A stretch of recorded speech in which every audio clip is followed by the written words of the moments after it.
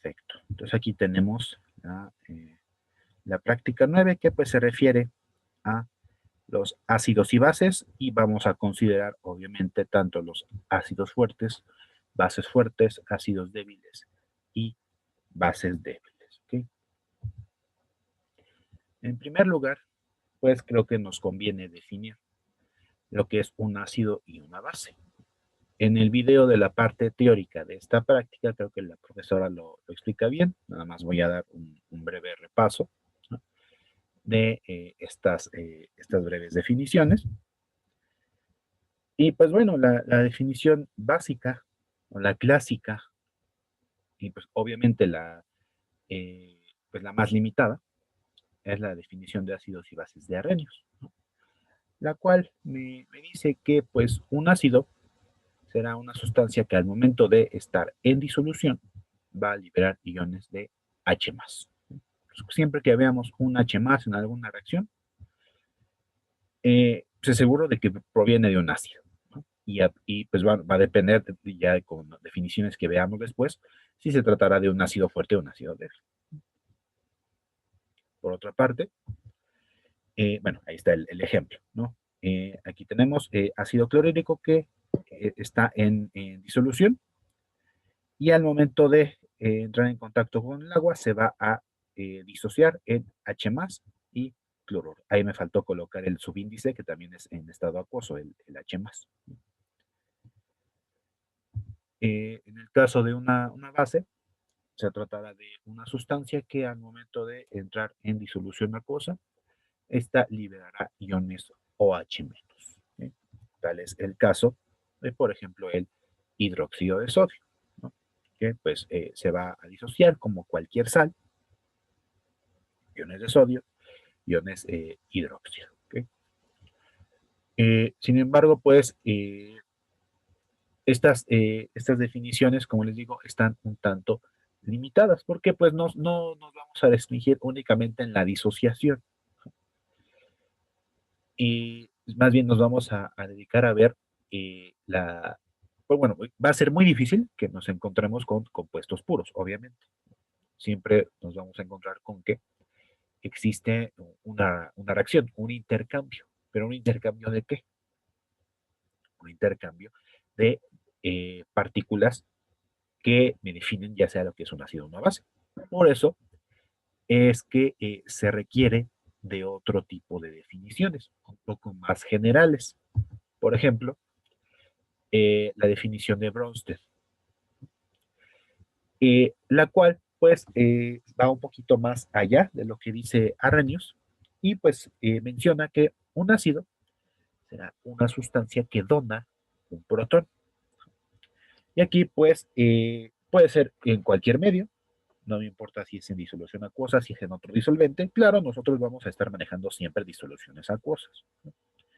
Ya en otros cursos o en otros momentos ustedes verán que las sustancias se comportarán de manera distinta en disolventes distintos al agua. ¿Okay? Entonces, de esta manera, es un ácido, aquella sustancia que dona o que cede un protón. ¿Y por protón a qué me estoy refiriendo? Pues precisamente, retomando el concepto de Arrhenius, un protón es un ion H+. Simplemente, pues recuerden que el hidrógeno es un protón que está en el núcleo girando con alrededor un electrón. Entonces, si le quitamos ese electrón, formamos el ion H+, que pues, obviamente será únicamente un protón. Esto es lo que es un ácido. Y por lo tanto, una base será una sustancia que reciba ese protón.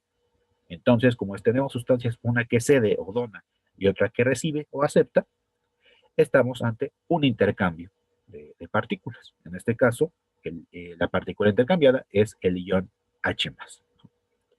Y se van a dar cuenta a lo largo bueno, vamos a seguir con esto a lo largo del curso, pero también en otros cursos como en química analítica, ¿no?, que los equilibrios de todos los distintos tipos, equilibrio ácido-base, equilibrio redox, equilibrio de solubilidad, equilibrio de complejos, todos los que vayan a ver, se trata de el intercambio de alguna partícula.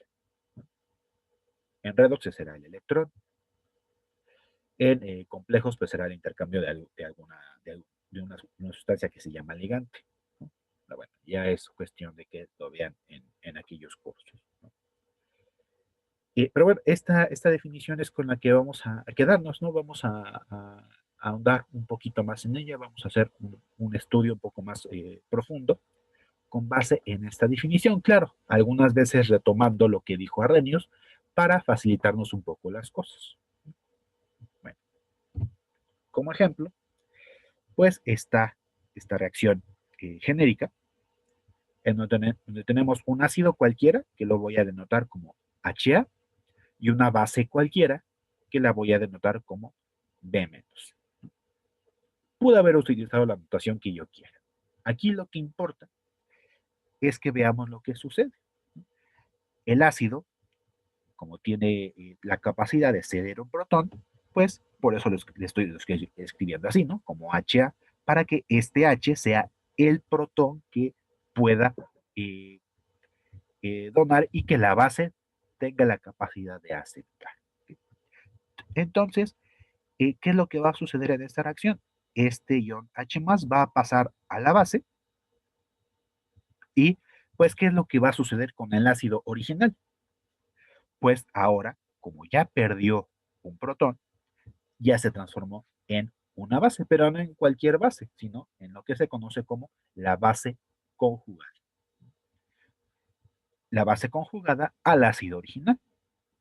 Y es aquí donde tenemos los pares ácido-base, que tal vez ustedes hayan oído hablar o hayan leído, o que ya conozcan. Que simplemente se trata de una misma especie que esté protonado o desprotonado. Lo mismo ocurrirá con la base, que es aquella sustancia que, pues, repito, que es la que recibe el protón, y pues al recibirlo, pues se va a transformar ahora en su ácido conjugado. Y de igual manera, tendremos este par ácido-base, en donde lo mismo, el ácido será la sustancia que se encuentre más protonada. ¿Okay? Entonces, en una reacción ácido-base en donde estamos considerando la definición de Bronsted, pues siempre tendremos en juego dos pares ácido-base, ¿no? Y aquí en los reactivos siempre habrá una sustancia que cede y otra que acepta el protón. No es congruente que nosotros coloquemos en los reactivos, por ejemplo, dos sustancias que al mismo tiempo donen un protón o dos sustancias que acepten un protón. Siempre habrá una que lo ceda y otra que lo reciba. Esta es la definición con la que nos vamos a estar manejando a lo largo de estas prácticas. Sin embargo, pues para ampliar, para tener el panorama completo, vamos a revisar el concepto de ácidos y bases de Lewis, que va un poco más allá, porque no se restringe a, a que las partículas, a que las sustancias tengan la capacidad o no de ceder un protón, sino simplemente eh, se encarga de revisar la estructura, la geometría de las moléculas, y lo que dice para un ácido es que será una sustancia que va a recibir protones. Y una base, por lo tanto, será la sustancia que dona electrones. Por ejemplo, aquí pues obviamente nos estaríamos basando mucho en pues, las propias estructuras de Lewis, en donde pues si recuerdan, tenemos los enlaces, tenemos los pares electrónicos libres, y son precisamente la presencia de estos pares electrónicos libres lo que me define a un ácido o una base. Por ejemplo, aquí pongo esta reacción sencilla, en donde tenemos el amoníaco y el tricloruro de aluminio. Cuando vieron esta parte de las estructuras de Lewis, pues habrán revisado las excepciones a la regla del octeto. Y por ejemplo, aquí el aluminio es un ejemplo de esas excepciones. obviamente le hace falta un par de electrones para completar su octeto. Y pues como le hace falta, es capaz de recibirlos, ¿no? Por lo tanto, el tricloruro de aluminio se convierte en una especie ácida. Y vemos que ni siquiera están metidos los protones aquí. Con la definición de Lewis, podemos decir que se trata de un ácido. Y el amoníaco, al tener un par de electrones libres, es capaz de donarlos, o de compartirlos, o de hacer algo con esos electrones. Eso lo hace una base. Entonces, bueno, y vamos a estar viendo que pues, el amoníaco es un buen ejemplo, ¿no? de base, ¿no? A pesar de que vamos a estar manejando la definición de Bronsted, pues el amoníaco, al ser el ejemplo clásico, pues lo vamos a estar retomando a cada rato, aunque pues pertenecería más que nada a la definición de Lewis, ¿no? Pero pues bueno, se puede acoplar, no hay ningún problema. Entonces, el amoníaco, al tener este par libre de electrones, los cede o los comparte con el aluminio, de tal manera que me va a dar este producto, ¿no? Que sería la sal correspondiente, ¿no? Recuerden que la reacción entre ácido y una base me da una reacción de neutralización que normalmente me da sal y agua. Pues vemos que en este caso, bajo la definición de Luis, no necesariamente me tiene que dar agua. Simplemente con que se dé este intercambio de electrones, podemos decir que se trata de ácidos y bases. Bueno, este es el panorama general de lo que son los ácidos y las bases, dependiendo las definiciones, y pues la definición la utilizaremos dependiendo de nuestras necesidades, ¿no? ¿Qué es lo que queramos hacer? Bueno, voy a retomar aquí la definición de Arrhenius, ¿no? En donde tenemos claramente identificados quiénes son los pares ácido-base, el ácido y su base conjugada, la base y su ácido conjugado. ¿Okay?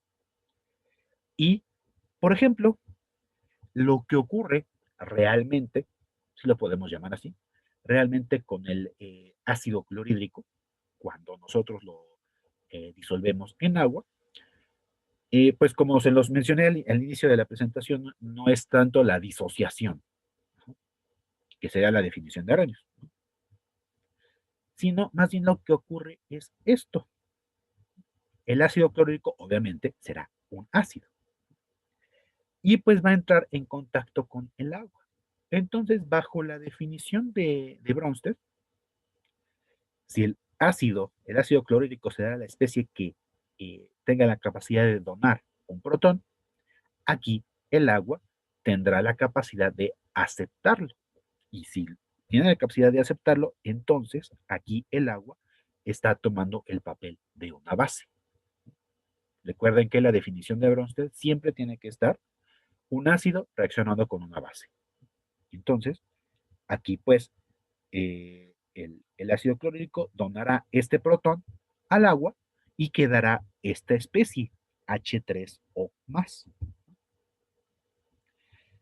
Que vamos a ver que este ion H3O más, que se conoce como ion hidronio, es completamente equivalente al que conocemos como H más. ¿Sí? No hay ninguna diferencia.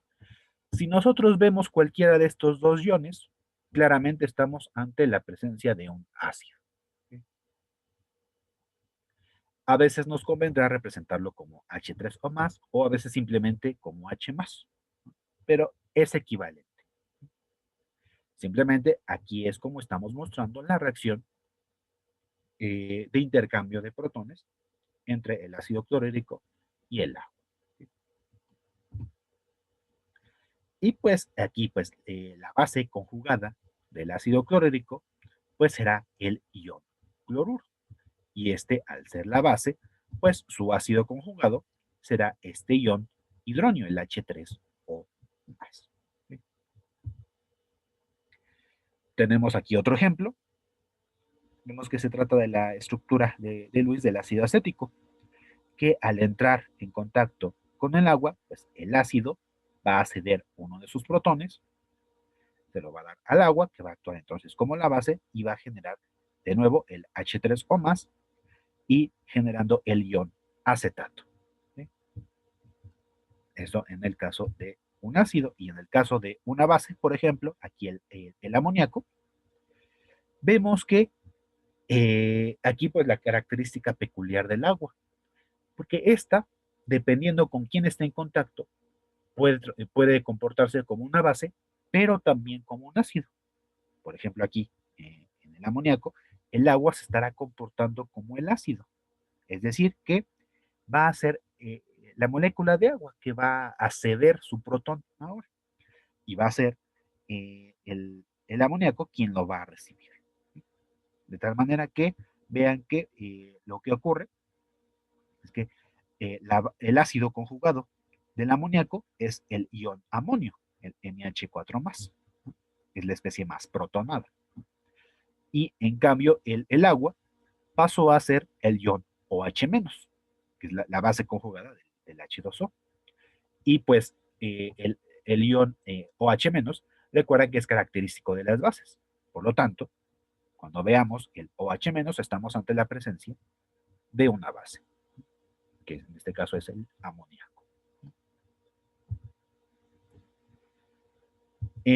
Por ejemplo, pues vamos a identificar aquí los pares ácido-base entre estas dos sustancias, que es el amoníaco y el ácido fluorhídrico, pensando en que estamos en disolución acuosa.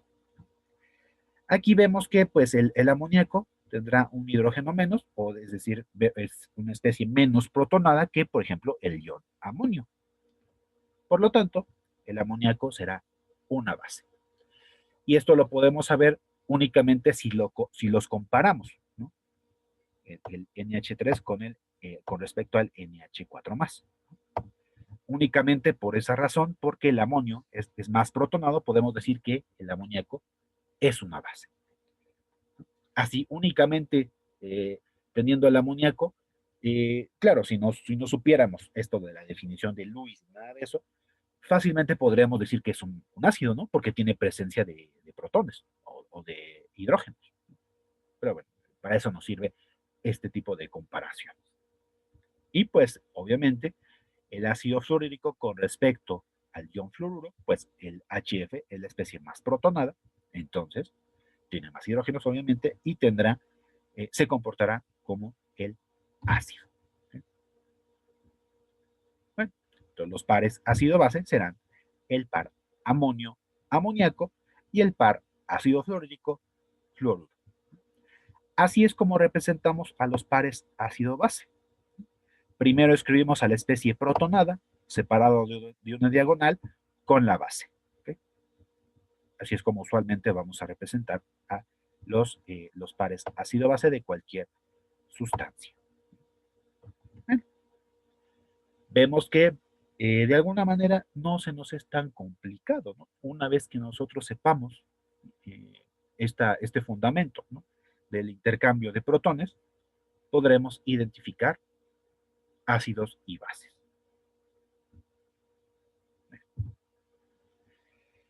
Y pues, como vimos, el agua se puede comportar como ácido o como base. Entonces, resulta fundamental que lo estudiemos un poquito más, ¿no?, a esta molécula. Porque, pues, como acabamos de ver, se puede comportar como un ácido o como una base. De tal manera que su reacción la podemos tener como esta que vemos en pantalla, en donde el agua puede reaccionar consigo misma. Si reacciona consigo misma, pues una de esas moléculas, actuará como un ácido y la otra como la base. Por eso es que al momento de que reaccionan dos moléculas de agua, si la primera cede su protón a la segunda, pues la primera quedará como OH y la segunda como H3 o más. Y vemos que la presencia de este ion es característico de una base y la presencia de este ion es característico de un ácido. Entonces, aquí vemos ambos comportamientos en la misma reacción. Usualmente, para simplificar este proceso, lo que se hace es que únicamente se escribe la disociación de la molécula de agua, es decir, la separación del H2O en OH y H+, ¿no? Esto lo hacemos simplemente por ser un poco más prácticos, ¿no? Pero en realidad lo que estaría ocurriendo es lo de la primera reacción. Y aquí es donde nos damos cuenta de que H+ y H3 o más es equivalente. Se refiere a un ion ácido. Esta segunda reacción, se conoce como la autoionización del agua. Y como vemos, es una reacción que se encuentra en equilibrio, ¿no? Porque lo que está representado aquí con la doble flecha. ¿Okay? Y pues a toda reacción de equilibrio le corresponde una determinada constante. ¿Okay? Entonces nosotros podemos definir la constante de ionización del agua o autoionización del agua. ¿Okay?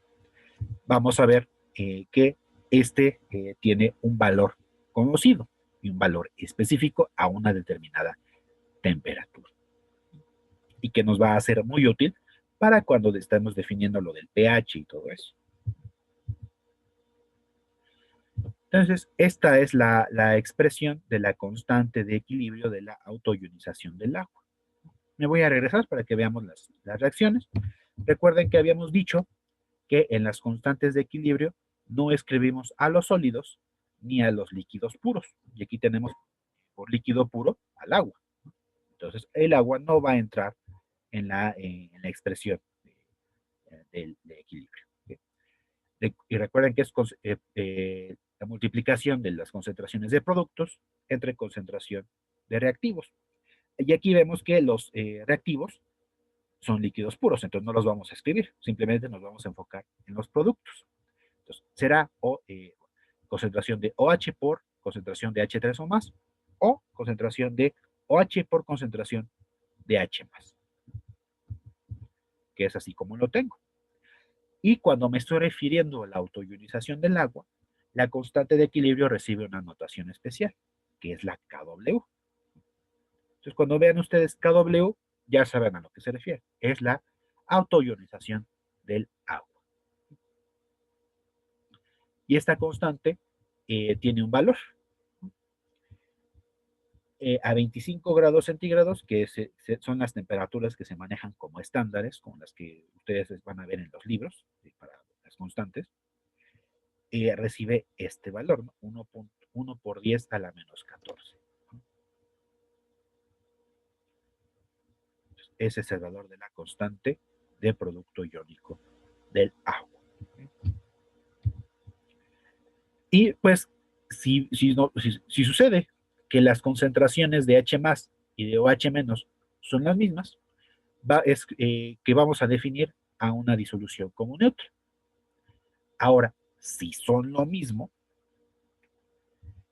¿cuánto tendrían que valer, ¿no? Para que nos dé el 10 a la menos 14. Bueno, pues es una ecuación algebraica muy simple, ¿no? Tendríamos que sacar únicamente raíz cuadrada de esto y ya tendríamos el valor de cada uno de estos iones, que en este caso sería 1 por 10 a la menos 7.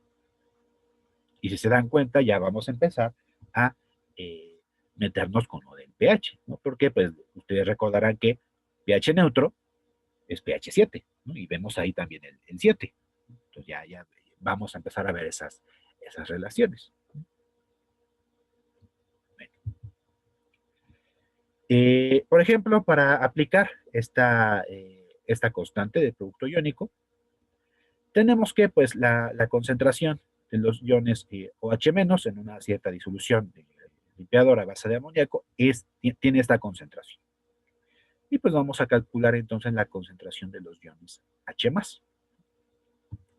Aquí pues simplemente hay que recordar, ¿no? Que el producto iónico del agua, concentración de H+ por concentración de OH- me da 10 a la menos 14.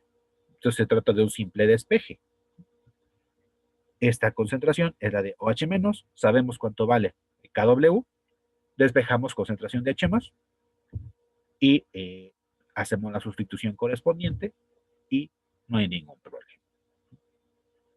Siempre y cuando nosotros sepamos cómo se maneja esto de el producto iónico, la autoionización del agua, podremos conocer uno u otro ion, ¿no?, a partir de concentraciones conocidas y que nosotros hayamos identificado previamente que la sustancia de estudio sea un ácido o una base.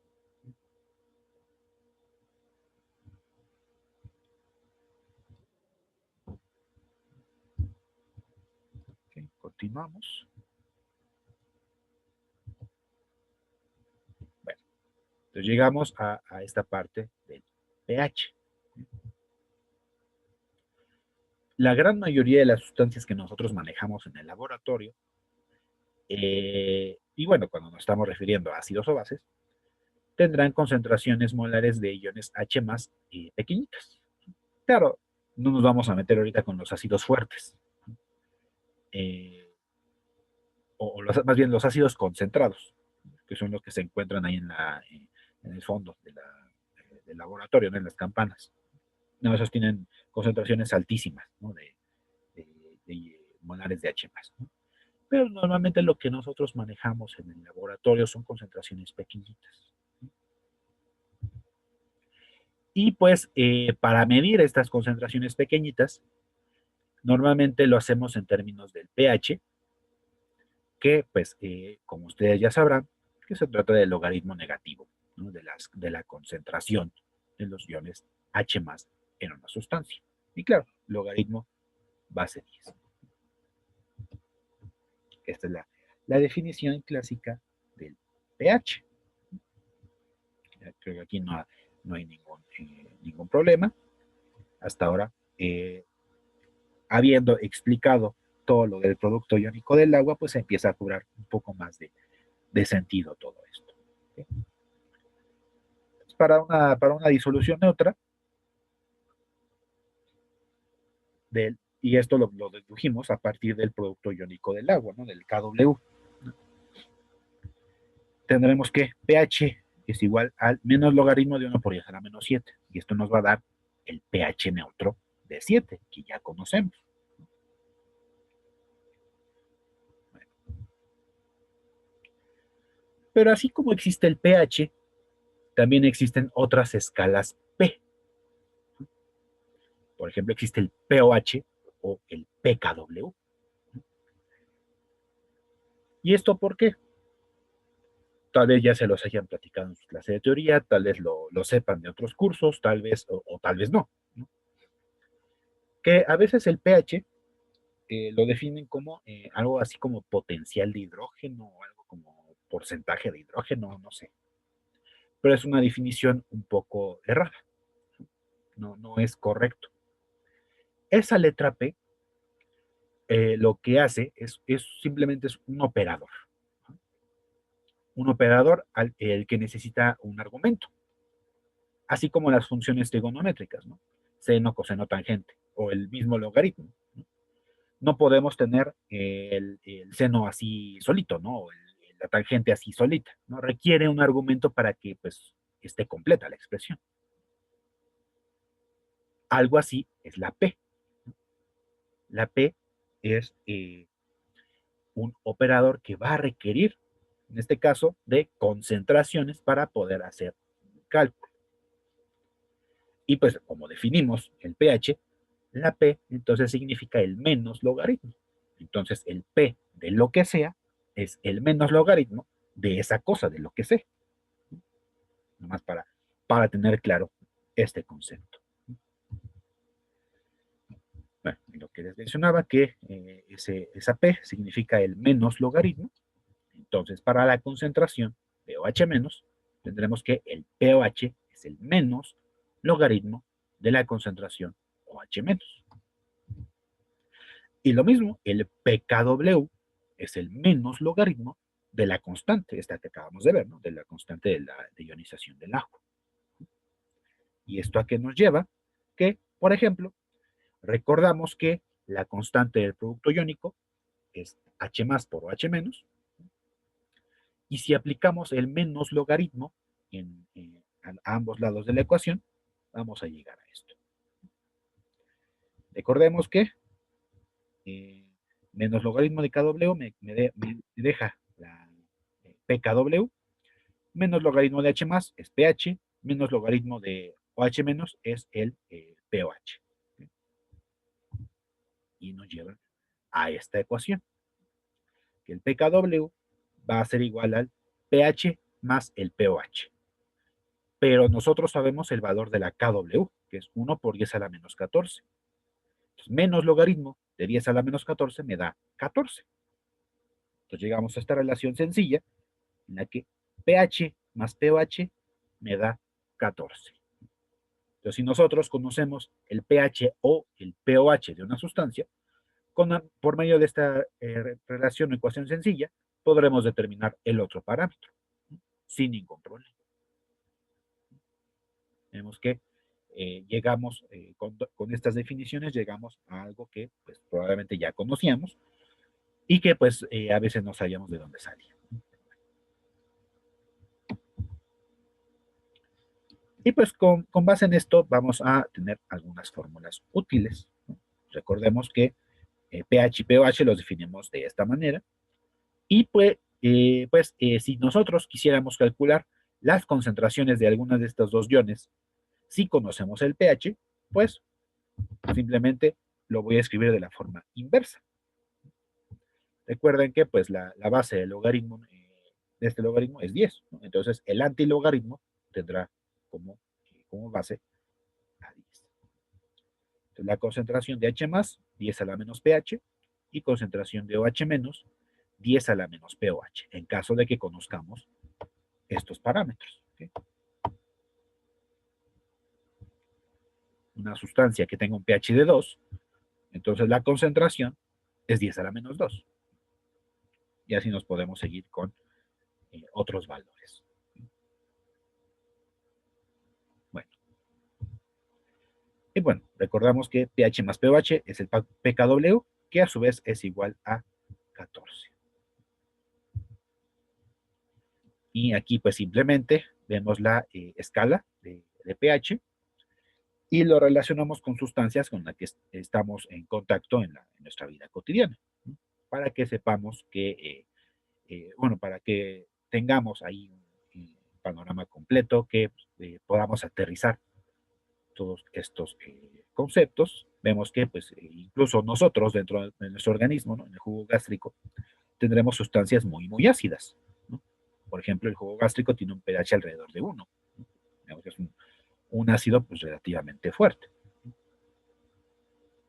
O incluso la leche, ¿no? Que está compuesta principalmente por ácido láctico, pues el mismo nombre lo dice, ¿no? Es un ácido, pues su pH será ligeramente ácido, un poquito arriba de la neutralidad. O la sangre humana, ¿no? Que vemos que es ligeramente básica, pH un poquito arriba de 7. Y esto lo vamos a traer de nuevo este concepto, este tipo de sustancias, ¿no? Por ejemplo, con la sangre.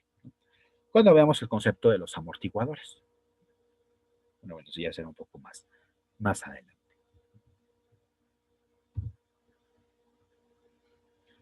Bueno, pues ya que sabemos lo que es un ácido, lo que es una base, lo que es el pH, pues podremos definir la fuerza de estas sustancias, ¿no? Ácidos y bases fuertes y débiles. Por ácidos y bases fuertes nos estamos refiriendo a que las sustancias, cuando entran en contacto con el agua, se van a disociar por completo. Es decir, que si lo vemos desde el punto de vista del equilibrio, pues precisamente no existirá un equilibrio, porque todo lo que tengamos de nuestra sustancia estará completamente disociado. Por ejemplo, el ácido clorhídrico, el HCl, no vamos a ver que se forma un equilibrio, ¿no? Recuerden que un equilibrio vamos a tener presencia tanto de reactivos como productos. En estos casos no. En un ácido base fuerte, todo va a estar completamente disociado. Y también se les llama como electrolitos fuertes, porque me permiten muy bien el libre paso de la corriente eléctrica. En cambio, ácidos y bases débiles, si bien obviamente va a ocurrir una disociación, esta no será completa, va a ser parcial, por lo que sí se establecerá un equilibrio con el disolvente, que en este caso será el agua. Pues también se les conoce como electrolitos débiles. Y pues para entrar o para que nosotros conozcamos los compuestos que pueden ser fuertes o débiles, por ejemplo, estos cuatro ácidos que estamos viendo aquí en pantalla son prácticamente los únicos ácidos fuertes que conocemos, o más bien que nos correspondería estudiar, ¿sí? Porque obviamente habrá excepciones, no serán los únicos, dependiendo de otro tipo de definiciones y otro tipo de estudios, habrá más. Pero si nos quedamos con estos cuatro, con eso es que es más que suficiente para que conozcamos quiénes son los ácidos fuertes, que es el ácido clorhídrico, el ácido nítrico, el ácido perclórico y el ácido sulfúrico. Son los cuatro principales ácidos fuertes. ¿Sí? Básicamente todos los demás, claro, veremos ahí alguna excepción, obviamente, pero prácticamente todos los demás ácidos que nos encontremos serán débiles. En cambio, para las bases, para identificar a una base fuerte, aquí lo que tenemos que ver es de dónde proviene el catión. Si el catión es un metal de las familias 1 o 2, es decir, de los alcalinos o de los alcalinoterrios, estaremos hablando de una base fuerte.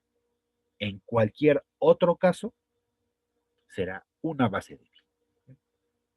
Y claro, me estoy refiriendo a bases que puedan disolverse, que puedan disociarse. No vamos a estar hablando, por ejemplo, del hidróxido de cobre, ¿no? O hidróxido de hierro que estábamos trabajando la semana pasada, porque esos no son solubles, no están disociados, esos forman precipitados. Entonces, eso no entra en estas definiciones. Entonces, si tenemos un hidróxido de sodio, un hidróxido de litio, hidróxido de magnesio, el caso es de que sean sustancias que se disuelvan, que sean bases que tienen metales de las familias 1 y 2, entonces serán bases fuertes. Cualquier otro caso serán bases débiles. ¿Sí?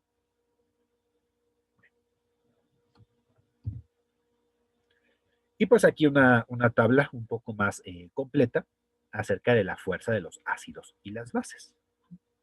Aquí vemos los cuatro ácidos principales. Claro, aquí están metiendo dos más. Y pues no son tan comunes, pero bueno, es importante, ¿no? Que los conozcamos también. También son considerados como ácidos fuertes, pero pues aquí tenemos a los principales que les mencioné hace un momento. Y de ahí, todos los demás, pues serán ácidos débiles. ¿Sí? Bueno,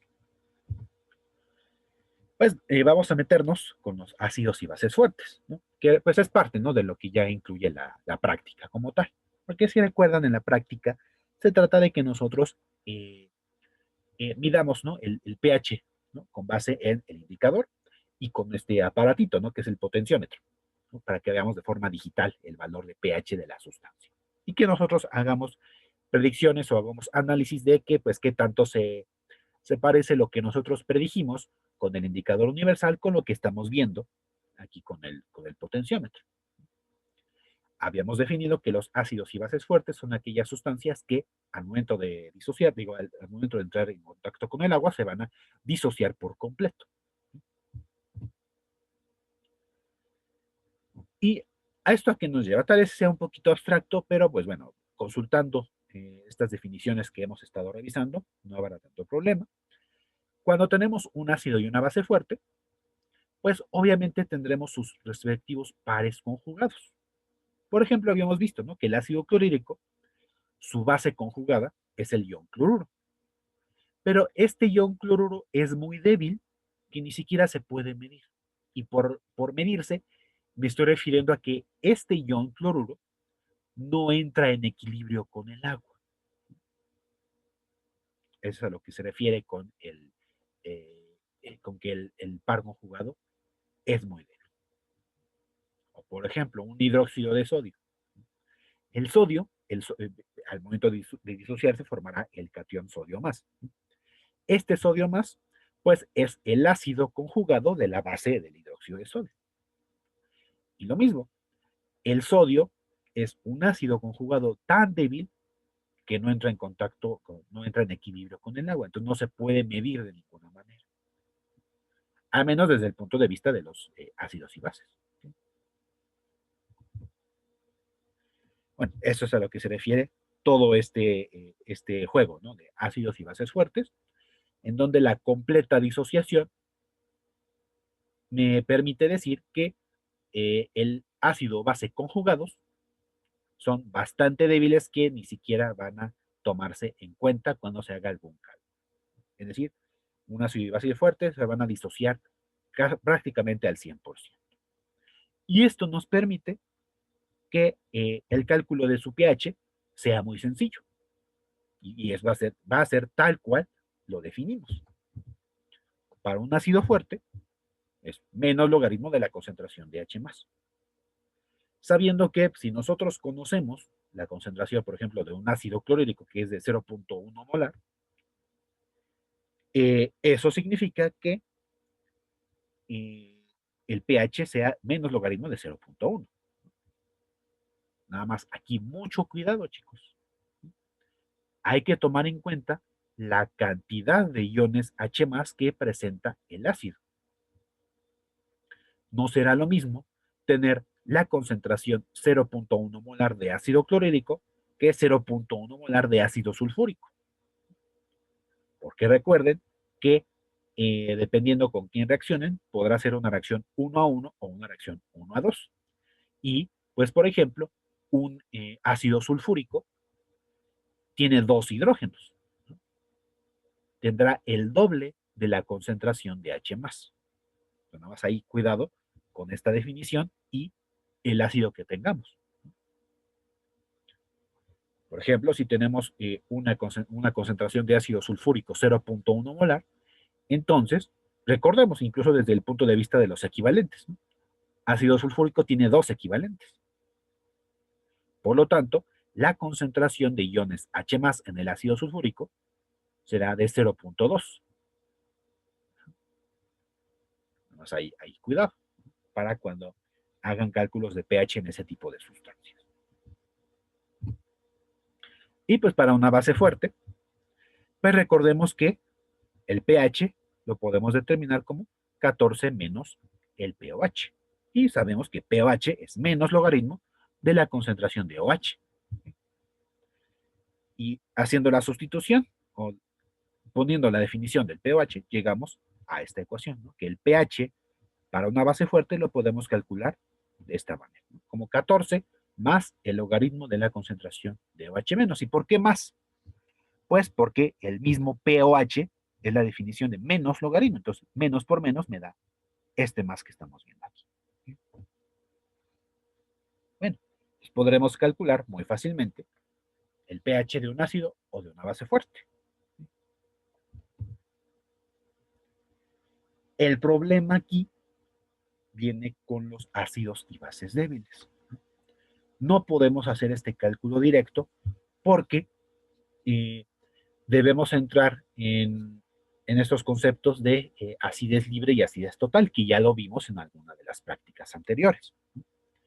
La acidez total es prácticamente la concentración que nos da la etiqueta, pero la acidez libre no será la misma dependiendo si es un ácido fuerte o un ácido débil, ¿no? En un ácido fuerte, la acidez libre es exactamente la misma que la acidez total. En cambio, en uno débil, la acidez libre siempre va a ser menor que la acidez total, porque sabemos que en una especie débil, la disociación es parcial. No todo un ácido débil se va a disociar en H más la otra sustancia. ¿Okay? Por ejemplo, tenemos aquí la, la reacción entre un ácido cualquiera, claro, un ácido débil, con el agua. Es una reacción en equilibrio. La especie HA, al ser un ácido, será la especie que done o ceda un protón. Se lo va a dar al agua, formando la base conjugada H más y el ion H3O más. Que esta, esta primera definición, esta primera reacción, es bajo la definición de Bronsted, ¿no? Y habíamos visto que para los ácidos normalmente podemos hacer una simplificación, en donde esta especie HA pues va a entrar en equilibrio para disociarse parcialmente en el ion A- y el ion H+. Pues aquí vemos que estos dos iones los podríamos considerar como equivalentes. No pasa nada. Esta segunda reacción es bajo la definición de Arrhenius. Recuerden que la que nos decía que en disolución libera iones H+. ¿Sí? Bueno, para un ácido, cualquiera de estas dos expresiones me es útil. Vamos a ver posteriormente que para una base no. Esta simplificación únicamente aplica para los ácidos. Y bueno, como en toda reacción en equilibrio, le corresponde una constante. Y para un ácido débil, la constante correspondiente se conoce como la constante de acidez, que la abreviamos como la Ka. ¿Sí? Y pues vean que es de concentración de A- por la concentración de H3O más entre la concentración de HA. Recordemos que los líquidos puros no los escribimos en las constantes. ¿Okay? Esta constante de equilibrio me representa la disociación de un ácido débil. Por eso también a esta constante se le conoce como constante de disociación ácida o simplemente como constante de acidez. Y para la segunda reacción, vemos lo mismo, ¿no? Concentración de H más por concentración de A menos entre concentración de H. Vemos que son equivalentes estas dos expresiones. Por lo tanto, aquí haremos esta igualdad, ¿no? Que es lo que les he estado repitiendo a lo largo de la presentación, que son equivalentes estas dos especies. ¿Okay? Por eso no nos importa cuál reacción utilicemos. Vamos a llegar exactamente a lo mismo. Y va a depender de lo que nos convenga hacer, ¿no? Obviamente. Pero bueno, ya está aquí la definición de la constante de acidez o la Ka. Y obviamente, mientras más grande sea el valor de la constante de acidez, el ácido será cada vez más fuerte. Y cabe mencionar que únicamente los ácidos débiles tienen valores de Ka. No tiene sentido hablar de constantes de acidez para el ácido clorhídrico, nítrico, sulfúrico y perclórico, que son los cuatro ácidos fuertes. ¿Por qué? Pues porque se disocian por completo. No hay un equilibrio que se establezca. Y al no haber un equilibrio, pues no tiene por qué haber una constante. Por eso, únicamente para los ácidos débiles, veremos que tienen valores de constantes de acidez. Ahora vamos a ver el caso de las bases. Aquí voy a poner una base cualquiera que va a entrar en equilibrio con el agua. Recuerden que cuando una base entra en contacto con el agua, es el agua la que se comporta como el ácido, la que va a ceder su protón para formar este ion, ¿no? Este ion BH+, y formando el ion OH-. Y pues aquí no tengo una forma simplificada, ¿sí? Aquí no tengo de otra y lo voy a utilizar así tal cual. Bueno, tengo el equilibrio de una base débil, entonces, así como la constante de acidez, tendré la constante de basicidad o constante de disociación básica o simplemente como KB, ¿sí? Donde pues será la concentración del BH más por concentración de OH menos entre la concentración de la base. No escribimos el A. Entendemos aquí la constante de disociación básica. ¿Okay? Y lo mismo, mientras más alto sea el valor de la KB, la base será más fuerte. Y en analogía a la anterior, pues solamente las bases débiles tendrán valores de KB asociados. No tendrá sentido hablar de constantes de basicidad o KB para hidróxido de sodio, hidróxido de magnesio, todas las bases fuertes. No tiene sentido hablar de esto porque no hay un equilibrio. La disociación es completa.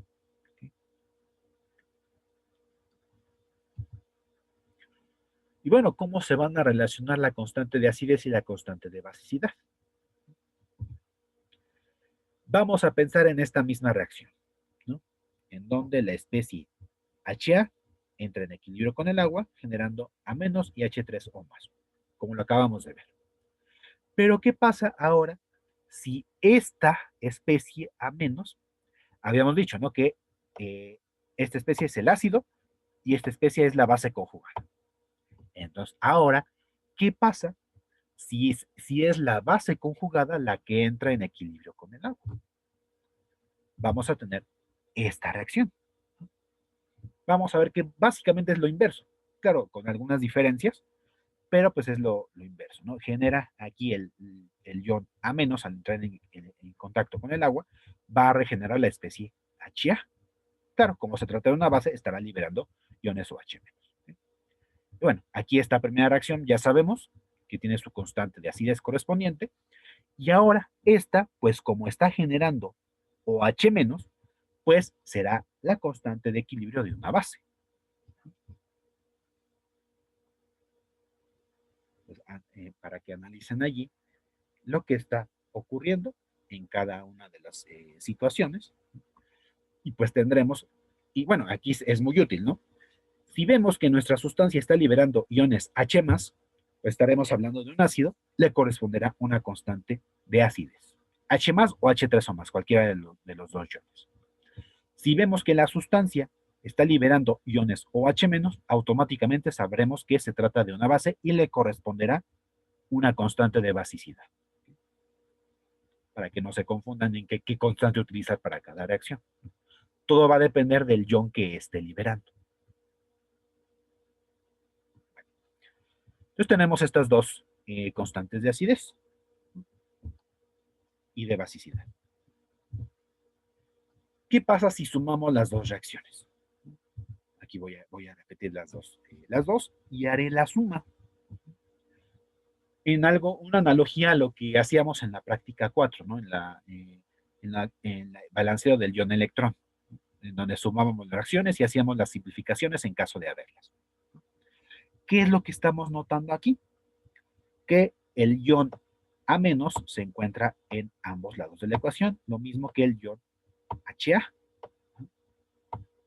¿Con qué nos vamos a quedar? Únicamente con moléculas de agua y el H3 o más y el OH-. Y si se dan cuenta, esta ecuación ya la conocemos. Esto provino de la constante del producto iónico del agua, la KW, que era precisamente esta reacción, la que me definía la KW.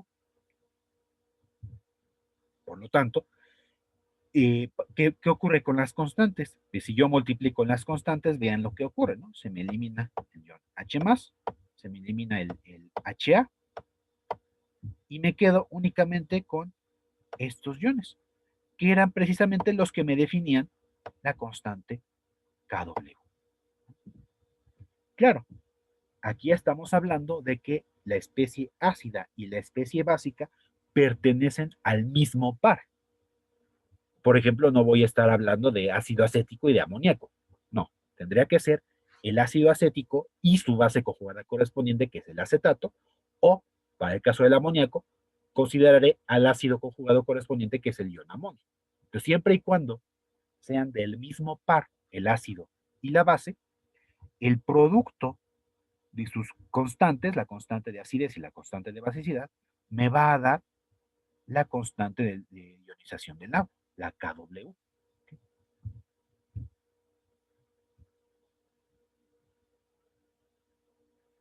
Vemos que pues, tenemos una relación adicional con la constante del agua. Recordemos que se trata de el ácido y la base del mismo par en donde ocurre este fenómeno. No voy a combinar ácidos y bases cualquiera, no tienen que ser del mismo par para que veamos qué ocurre.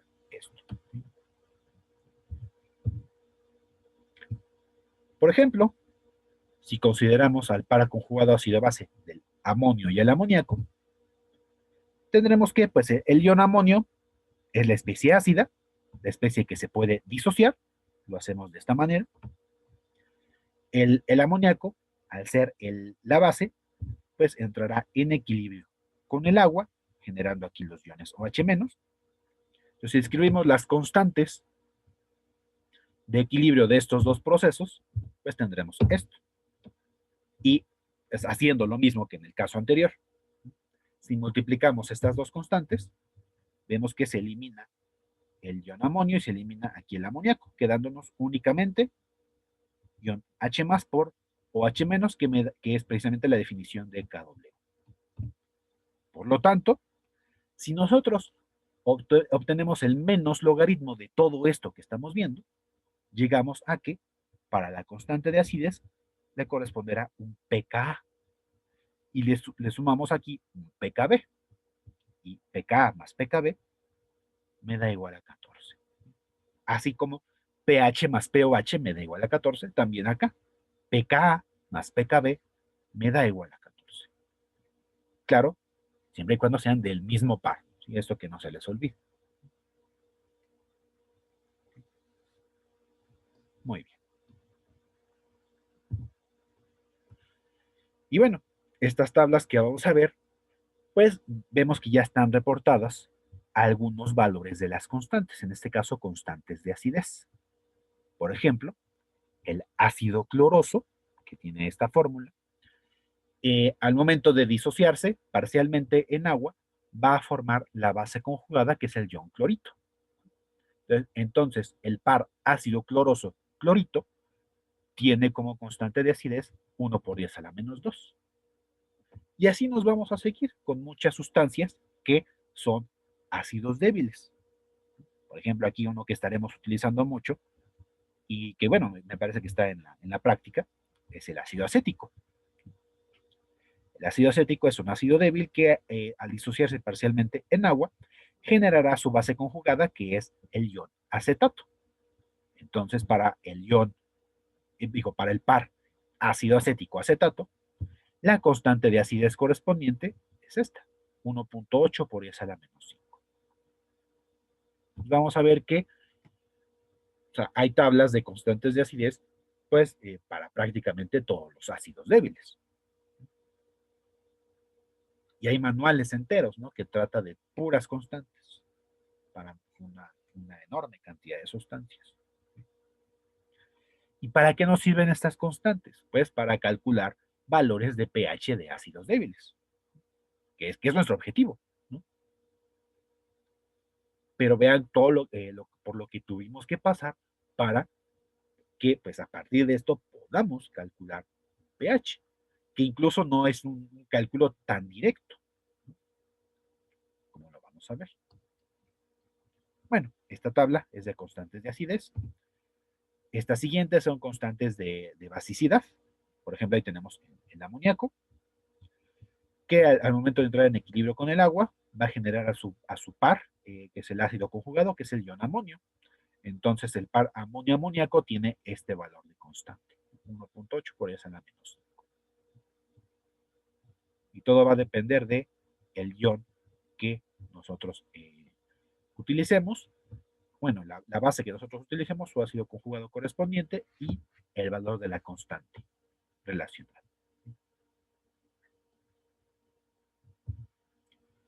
Acá son más tablas con algunas otras sustancias, pero vemos que se refiere exactamente a lo mismo. Son, bueno, ya tienen ustedes esta presentación, pues ya tienen ahí a la mano las tablas, ¿ok?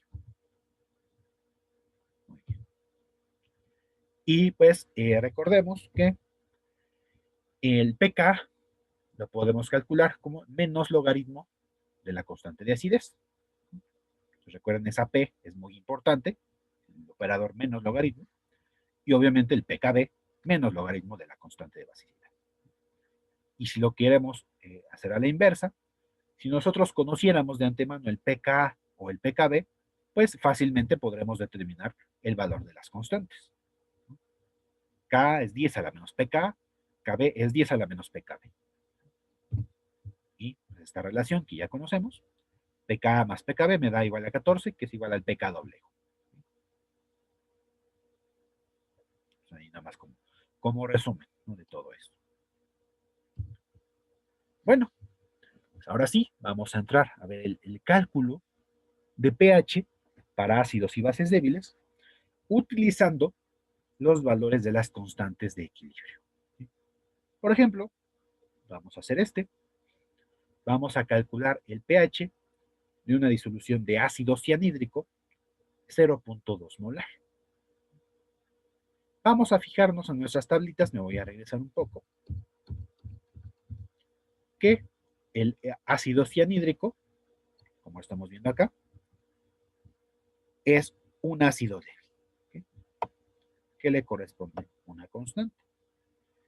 Entonces, para hacer uso de esta constante, nosotros tenemos que saber cómo se está disociando, cuál es el equilibrio que se lleva a cabo o que se establece con el agua, porque obviamente es nuestro disolvente.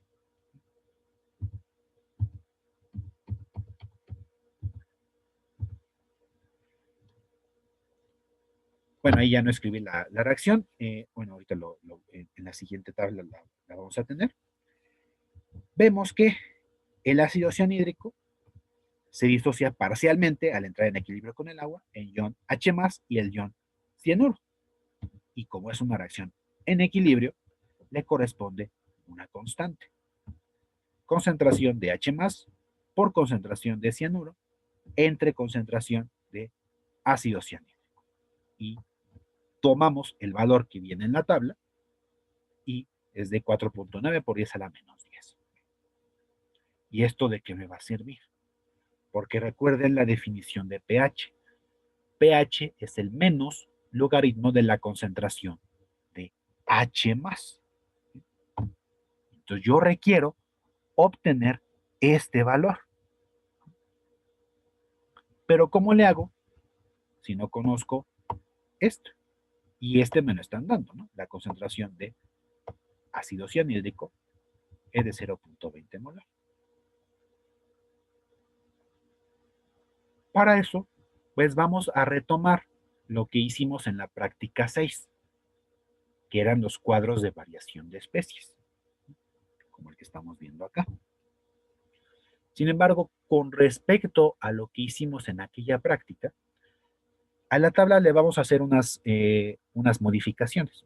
Si recuerdan, en aquella ocasión estábamos viendo moles iniciales, luego determinábamos quién era el reactivo limitante, luego los moles que reaccionan, cuántos se forma y los moles finales. ¿Okay? Vamos a hacerla un poquito más sencilla y nos vamos a enfocar únicamente en lo que tenemos al inicio, cómo es que cambia nuestro compuesto y qué es lo que vamos a tener al equilibrio. Vamos a tener esos tres momentos. Bueno, tal vez ustedes dirán que por qué no se calcula directamente pH es igual a menos logaritmo de 0.2. Porque recuerden que pH es menos logaritmo de la concentración de H+, no es la concentración de todo el ácido. ¿Okay? Eso únicamente funciona para los ácidos fuertes. ¿Por qué? Recordemos que todo tiene que ver con la acidez total y la acidez libre. En un ácido fuerte, la acidez total es igual a la acidez libre. Por eso podemos hacer ese cálculo directo. Pero en un ácido débil, la acidez total es mayor que la acidez libre. Y la acidez libre está representada por el ion H+. Entonces, a partir de este valor, no podemos calcular el pH. Requerimos calcular H+. Bueno, pues vamos a empezar nuestro cuadrito. Al inicio, yo tengo que de ácido cianhídrico hay 0.2 molar. Es la concentración inicial. Y de iones H+ y de cianuro, pues como apenas va a empezar a formarse el equilibrio, pues obviamente no tendremos ninguna de esas cantidades. ¿Okay? Ahora, cuando empieza la reacción, cuando empieza a formarse este equilibrio, pues ignoramos de alguna manera cuánto de este ácido cianhídrico original está reaccionando. Entonces, ¿cómo voy a representar eso? ¿Cómo lo voy a saber? Pues, ¿qué es lo que hacemos para representar una cantidad desconocida? Pues una X. No sabemos cuánto de este 0.20 estará reaccionando. Pues va a reaccionar una cantidad X. No sabemos cuál. Y por lo mismo, no sabremos cuánto se va a formar de mis productos. Por ejemplo, será X para H más y X para cianuro. Ahora, con respecto a los signos, vemos que en el caso de los reactivos será un signo negativo porque es un gasto, es algo que se está consumiendo. Y por otra parte, en los productos es la generación de estas sustancias. Por eso tenemos un signo positivo. Y en el equilibrio, entonces, ¿qué voy a tener? Pues así como lo hacíamos en el reactivo limitante, no hacíamos las sumas o restas correspondientes, aquí va a suceder exactamente lo mismo. En el equilibrio para el ácido cianhídrico será 0.20 menos X y para las otras dos especies será X y X. ¿Sí? Entonces, entre comillas, yo ya conozco las cantidades de todas las sustancias en el equilibrio. Digo entre comillas porque pues, tenemos ahí la X, ¿no? Y es lo que queremos saber. Entonces, ¿qué es lo que hago? Voy a sustituir estas concentraciones en el equilibrio en la expresión de la constante. Entonces, para H más, le corresponde la X. Para cianuro, le corresponde la X. Y para el ácido cianhídrico, le corresponderá 0.20 menos X. Haré esa sustitución y, pues, ¿qué creen? Tendremos una ecuación que tendremos que resolver. Y la solución a esa ecuación pues me va a dar un cierto valor de X. Y vean que X representa al ion H+. Y como yo ya voy a conocer la cantidad de iones H+, entonces ahora sí, ya puedo aplicar el menos logaritmo de esa concentración. Y con eso ya estaré resolviendo el ejercicio. Vamos a ello. Hago la sustitución de las concentraciones por las variables a las que llegamos en el cuadro de variación y pues voy a formar una ecuación de segundo grado. Aquí pues es lo que estoy haciendo, estoy multiplicando x por x me da x cuadrada y lo que estoy haciendo es pasar este denominador 0.20 menos x multiplicando a este número y pues hago los productos correspondientes y llego a estos valores. ¿Okay? Simplemente la reacomodo para tenerla como una ecuación general de segundo grado. Lo vuelvo a hacer. Y pues ya nos corresponderá resolver esta ecuación, ya sea con la calculadora, si no tenemos acceso a la calculadora ni nada, pues haremos uso de la fórmula general, ¿no? Para poder resolver el ejercicio. Y pues, como en toda ecuación de segundo grado, vamos a tener dos soluciones. Generalmente será una positiva y una negativa. ¿Cuál de ellas vamos a utilizar? Pues la negativa no me es útil, porque eso qué querría decir? Que el valor, uno de los valores de X, que representa la concentración de H+, sería negativo. Entonces, y no existen concentraciones negativas. Entonces descarto esa solución. Me voy a quedar con la solución positiva. Que al menos para esta ecuación es este valor. Recordemos que la X representa a la concentración de los iones H+, que es esta. Y como yo ya conozco esto, ya puedo calcular su pH. Menos logaritmo de 9.9 por 10 a la menos 6. Y me da un valor de 5. Entonces, este es el valor de pH de la disolución de ácido cianhídrico 0.2 molar. Hasta acá no sé si haya alguna pregunta.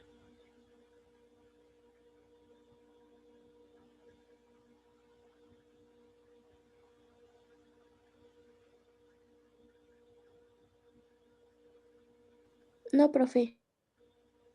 Muy bien. Continuamos. Vamos a ver ahora el caso de una base, ¿no? Una disolución de amoníaco con una concentración de 0.40 molar. Vamos a proceder igual. Sin embargo, bueno, recordemos que en el caso de un ácido, pues obtenemos el valor de la concentración de H+. En el caso de una base, obtendremos el valor de la concentración del OH-, pero pues la definición de pH no se refiere a la concentración de OH-. Entonces recuerden esta ecuación que acabamos de ver. pH más pOH me da igual a 14. Entonces con eso estaremos en condiciones de calcular el pH que me están pidiendo. Bueno, planteo ahí la reacción del amoníaco con el agua. Es una reacción en equilibrio que me está generando el ácido conjugado, que es el NH4+. Bueno, de las tablas que vimos anteriormente, yo llego a que pues, la constante de basicidad, porque ahora se trata de una base, es de 1.8 por 10 a la menos 5. Y pues recuerden que concentración, producto de la concentración de amonio por OH- entre concentración de amoníaco. Llego a esto. Y pues ya aquí muestro el cuadro completo, el cuadro de variación completo para el equilibrio del amoníaco con el agua. Recuerden que, pues, si se dan cuenta, en el caso anterior utilicé la notación simplificada de la reacción, que simplemente era la disociación del ácido. Y recuerden también que en una base no puedo hacer esa simplificación, por eso la tengo que escribir así en su versión completa. Pero en su versión completa tenemos al agua que no participa, por eso aquí estoy colocando puras rayas. No me interesa lo que ocurra con el agua, que ni siquiera va a estar escrita en la constante. Y bueno, vamos a proceder exactamente igual. Partimos de la concentración inicial de amoníaco, que es 0.40. Y no tenemos absolutamente nada de amonio ni de OH. No sabemos cuánto de este amoníaco va a reaccionar, por eso será menos X, ni tampoco cuánto se va a formar de las otras dos especies. Y al final tendré estas cantidades. Estas cantidades las voy a sustituir aquí en esta constante de basicidad y va a ocurrir exactamente lo mismo. Se me va a generar una ecuación de segundo grado que tendré que resolver para obtener este valor de X. Es esta ecuación que se me está generando, ¿no? Entonces ya yo la reacomodo, la pongo en la forma de la ecuación general de segundo grado, la resuelvo, ya sea con calculadora, con la fórmula general, y llego a este valor de X. Y este valor de X representa a la concentración de OH-. En este caso es 2.7 por esa a la menos 3. Y pues yo de aquí puedo calcular el pOH, es decir, menos logaritmo de esto, y luego 14 menos el pOH para obtener el pH que me está solicitando el mismo problema. Ese es el valor del pOH. Y pH es igual a 14 menos pOH. Me da un pH de 11.43, que pues concuerda, ¿no? Si es una base tendrá que ser un pH mayor que 7.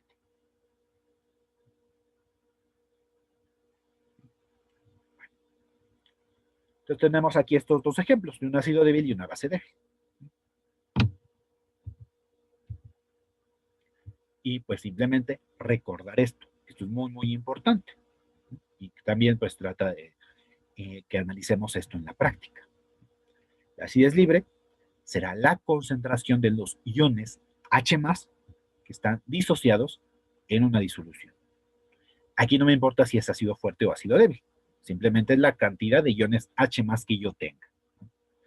Pero el que yo tenga iones H+ no significa que estos sean igual a la acidez total, que es la concentración molar del ácido. Es decir, lo que viene ahí en la etiqueta, lo que nosotros preparamos. Que en el caso de especies fuertes, la acidez libre es igual a la acidez total. Y en el caso de débiles, la acidez libre es más pequeña que la total, porque pues no está completamente disociada. Y pues obviamente si tenemos esto para los ácidos, tendremos lo mismo para las bases. La basicidad libre será la concentración de OH- en disolución, que está disociado, no me importa si es base, fuerte o débil, pero la total será lo que venga marcado en la etiqueta, la concentración molar de dicha base. Base fuerte es lo mismo, basicidad total que basicidad libre. Base débil, la basicidad total, más bien la basicidad libre es más pequeña que la basicidad total.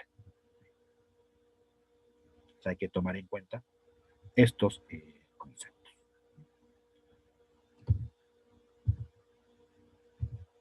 Bueno, es precisamente lo que les acabo de mencionar, pero bueno, para que lo tengan ahí claramente, ¿no? ¿Qué es lo que ocurre con para especies fuertes y especies débiles? ¿Okay? ¿Cómo es la relación de la total con la libre? Y esto pues entra en lo de la práctica. ¿Qué hacíamos en la práctica? Pues de acuerdo con lo que se explicaba ahí en el video, se preparaba una serie de disoluciones. Disoluciones de, me parece que eran ácido clorhídrico, hidróxido de sodio, ácido acético y acetato de sodio. Y se les medía el pH por medio de indicador universal y por medio de un potenciómetro. Y hacíamos comparaciones de ambos procesos. ¿Y qué hacíamos posteriormente?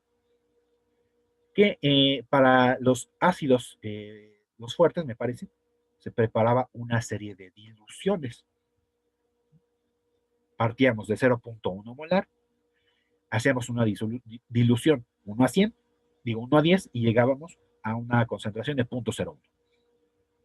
Y luego de esa concentración de 0.01, hacíamos otra dilución de 1 a 10 y llegábamos a una concentración de 0.001. ¿Qué es lo que estaríamos viendo allí? Que la concentración está disminuyendo. Y si la concentración disminuye, ¿qué pasa con el pH? Estaría aumentando. Porque, por ejemplo, pH de 0.1 es de 1. El pH de 0.001 es de 2. Y obviamente el pH para una concentración de 0.001 es de 3. Aquí lo que nos damos cuenta es de que conforme se está diluyendo un ácido, obviamente estamos disminuyendo su fuerza y por lo tanto estamos aumentando su pH.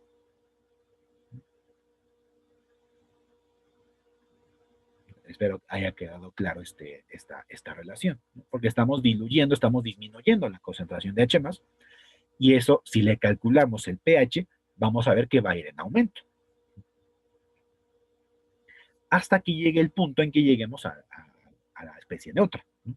Si seguimos diluyendo constantemente al ácido, llegaremos al pH 7.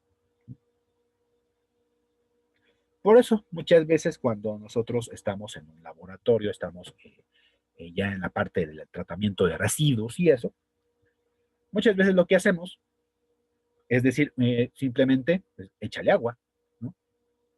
Porque pues, al momento de estar echando agua, disminuimos la concentración de un ácido hasta, pues, de alguna manera, si agregamos la suficiente agua y que no nos gastemos demasiada y es muy poquito lo que tendremos que desechar, pues agregando lo suficiente agua llegaremos a la neutralidad para poderla echar a la tarja.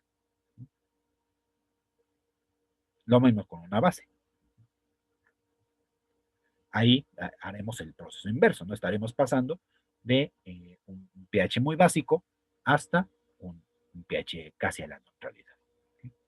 Claro, va a depender de qué tan fuertes son originalmente mis ácidos y bases para saber qué tanta agua vamos a agregar. Por eso eso lo hacemos únicamente ya en caso de que tengamos una muy poquita cantidad de muestra que ya no vamos a utilizar y que ya querramos desechar, pues agregamos agua y con la misma agua vemos que ocurren estos cambios de pH para llegar a la neutralidad y poderlo desechar.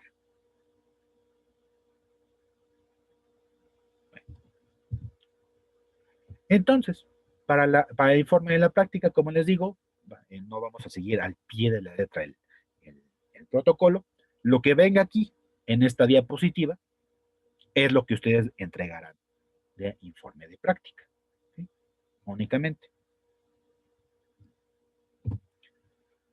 De las 4 disoluciones que se tienen que preparar, es decir, donde están los ácidos fuertes, ácido clorhídrico, hidróxido de sodio, ácido acético y acetato de sodio, van a presentar los cálculos, ¿no? De cómo es que, qué cantidad se tiene que utilizar para preparar las disoluciones con tal concentración, ¿no?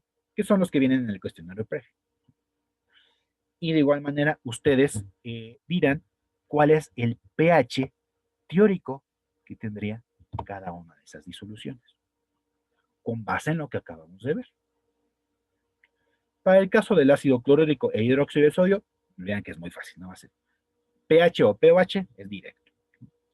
Pero aquí el chiste es con el ácido y base débil, que es el ácido acético y el acetato de sodio. Y con ese pH teórico, que es el que nos va a servir para hacer todas nuestras comparaciones con la parte experimental. Entonces, posteriormente ustedes van a responder esta pregunta. ¿Por qué en las disoluciones ácidas y básicas, obviamente, preparadas, presentan una coloración, una diferente coloración cuando se agrega el indicador universal, pensando en que tienen la misma concentración? Es decir, que, ¿por qué el ácido clorhídrico y el ácido acético, si tienen la misma concentración, por qué al momento de agregar indicador universal van a adquirir una coloración distinta?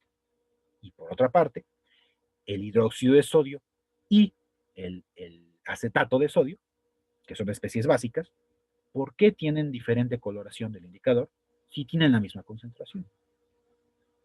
Bueno, pues con todo lo que hemos visto, ustedes podrán responder a esta pregunta. Bueno, ustedes van a completar estas tablas con los datos del video, que es simplemente los valores que les proporciona el mismo video con respecto a al pH, ¿no? Que viene ahí en el indicador, y con el pH que viene ahí con el potenciómetro, y pues esto nos va a servir para comparar. Y pues con base en estas observaciones y en estos pHs teóricos que les pido al inicio, pues ustedes podrán analizar globalmente, ¿no? Todo lo que ocurre, y con ello, pues que ustedes me digan cómo es la relación entre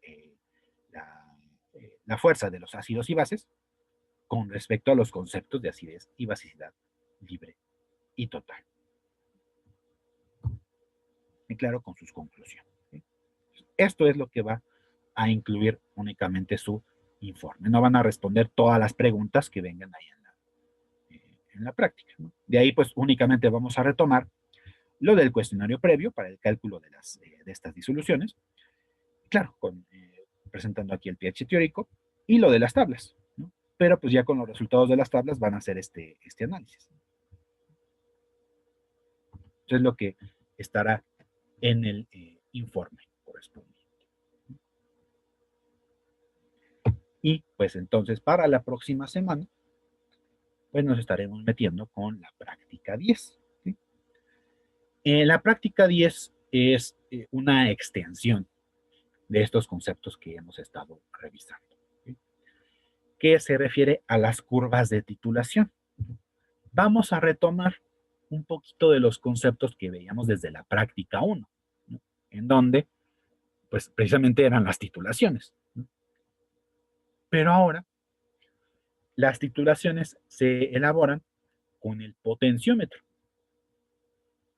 Es decir, para cada cantidad del titulante agregado, nosotros vamos a ver estos cambios de pH. Y vamos a construir una curva. Porque esta curva nos es muy útil para determinar, por ejemplo, el punto de equivalencia. Recuerden que desde la práctica 1 nosotros definimos que no era lo mismo el punto de equivalencia que el punto final. El punto final era el vire del indicador, ¿no? Y era ahí donde nos deteníamos en nuestra reacción. En cambio, en una curva de titulación sí vamos a ser capaces de determinar el punto de equivalencia. Es el punto exacto. El punto exacto nosotros no lo podemos ver así con el método que decíamos en la práctica 1. Aquí sí va a ser relativamente sencillo eh, determinar esta cantidad. ¿Sí? Si lo vemos desde el punto de vista de reactivo limitante, antes del punto de equivalencia tendremos un exceso de nuestro analito, porque apenas estamos agregando el titulante. En el punto de equivalencia tendremos que ambos reactivos son limitantes, porque ambos se acabaron por completo. Y posterior al punto de equivalencia, tendremos un exceso ahora del titulante. Y dependiendo quién sea nuestro exceso en cada caso, va a ser la especie que me imponga el pH, lo que me va formando la curva. Entonces, para la práctica 10, pues ustedes les recomiendo que hagan el cuestionario para que empecemos a practicar todo esto, que verifiquen cómo es la construcción de la curva de titulación y que obviamente pues qué información podemos obtener de ella. La determinación gráfica del punto de equivalencia, una vez que nosotros sabemos cómo es la forma de esta curva, pues hay una serie de métodos, ¿no? Para que sepamos cómo localizar este punto de equivalencia, porque no se observa en la gráfica, no hay un punto en la gráfica que me diga, ah, es ahí el punto de equivalencia. Lo que vamos a observar cuando, si hiciéramos esto de manera experimental, es un brinco. ¿No? Pasamos drásticamente de un pH ácido básico al otro, es decir, si estamos titulando un ácido, pasaremos de un pH muy ácido y de repente al siguiente volumen agregado vamos a pasar a un pH ácido, básico. Entonces ahí nos falta algo en medio. Entonces precisamente para esto es que se requieren algunos métodos, ¿no? Para la determinación gráfica del punto de equivalencia. Y claro, lo que vamos a ver es también la determinación matemática. Entonces, pues ahí estará también el video de la práctica 10. Para esto, pues vamos bueno, yo tengo datos de una serie de curvas de titulación. Haremos algunas de ejemplo y las que queden, pues ya sé que estarán ustedes resolviéndolas como parte del informe correspondiente. Pero bueno, eso ya será la próxima semana. ¿Eh? Pues no sé si haya alguna duda, chicos, hasta acá. Ya con esto estaríamos concluyendo la sesión. Espero que toda esta parte teórica de los cálculos de pH de ácidos y bases débiles complemente lo que hayan visto en el video y pues si ya lo están viendo en su clase de teoría, pues que sea una especie de reforzamiento. Y para quienes apenas el día de hoy fue su primer acercamiento al equilibrio ácido-base, pues espero haya quedado claro que, pues bueno, tenemos el tiempo un tanto limitado, tampoco me puedo extender demasiado. ¿Sí? No sé si haya alguna duda, chicos. No, profesor. No, profe, muchas gracias. Todo